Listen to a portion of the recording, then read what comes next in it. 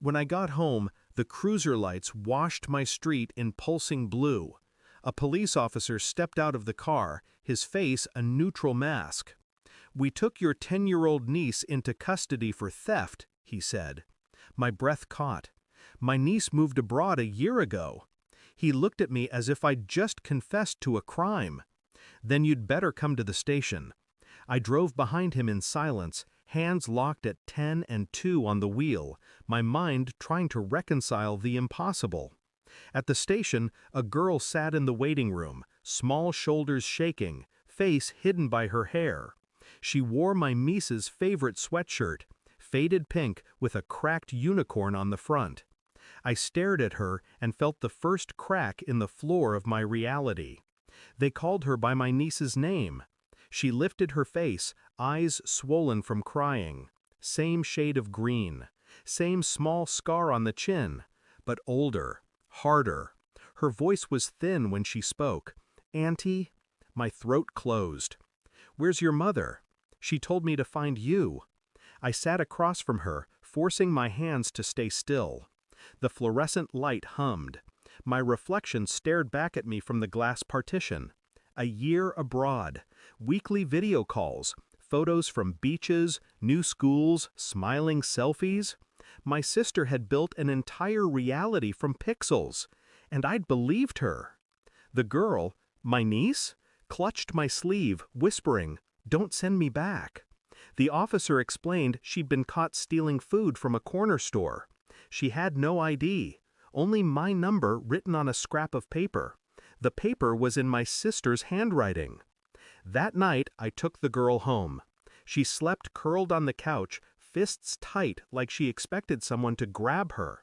I opened my laptop and began digging. Flight records, school registrations, bank statements.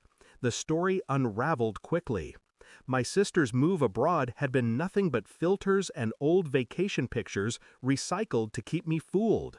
The girl had been left in foster care, moved from house to house, then she vanished from the system. I called my sister, straight to voicemail. Texts unanswered. Her social media still posted sunny lies, cued in advance. I felt a strange stillness take root inside me. No screaming, no shaking. Just a calculation forming behind my eyes. I ordered a DNA test kit. Quietly.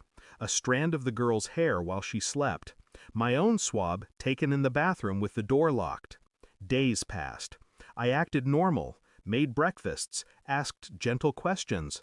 The girl avoided eye contact but slowly began to eat, to sit upright, to breathe like she wasn't waiting for the next blow. Every night I checked my sister's accounts, tracing money transfers, pinned locations, digital ghosts. The deeper I dug, the colder I felt. The results arrived on a Tuesday. The envelope felt heavier than paper. Inside, confirmation. The girl was my niece, and her mother, my sister, had been living 2 towns over with a new partner using a different name, running scams through child welfare checks. I printed the evidence, bank transfers, emails, fake school records. That night, after putting the girl to bed, I drove to the address I'd traced. A small house with yellow siding and a porch light flickering like a bad alibi.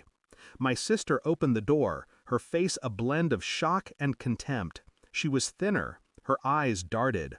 Behind her, a man watched from the kitchen doorway. "You," she whispered, "you weren't supposed to." I handed her the file. She flipped through it, hands trembling, each page a blade. "You left her," I said. "You lied to me every week." I didn't shout, I didn't plead. I'd already filed a report. Copies of everything sent to social services, to the bank, to the state fraud unit. She tried to close the door. I placed my foot against it, calm, unyielding. "She's with me now," I said.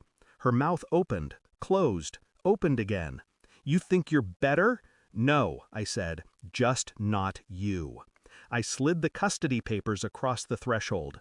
Emergency guardianship granted. Court date pending. "You built your little life on lies," I murmured. "Consider this the demolition notice."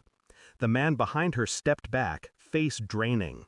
She clutched the papers like a drowning person clutches water. I turned and walked away without looking back. The girl was asleep when I got home, one hand still clutching the stuffed rabbit I'd found in my attic. I stood over her for a long time, feeling the weight of the night slide off me. I thought about my sister, her new name, her new man, the careful architecture of her deception collapsing under its own weight. No pity, no tears. I'd learned something about myself in the quiet hours of investigation. I could be as relentless as gravity, as patient as erosion. I closed the door softly and sat in the dark living room, listening to the girl breathe. The house felt different now, not safer, but honest. And honesty, I decided, was the sharpest blade of all. I didn't rescue her from my sister. I rescued us both from the lie we'd been living. Thanks for watching. Don't forget to like, share, and comment. Subscribe now to Cheating Stories Insight World for more amazing stories.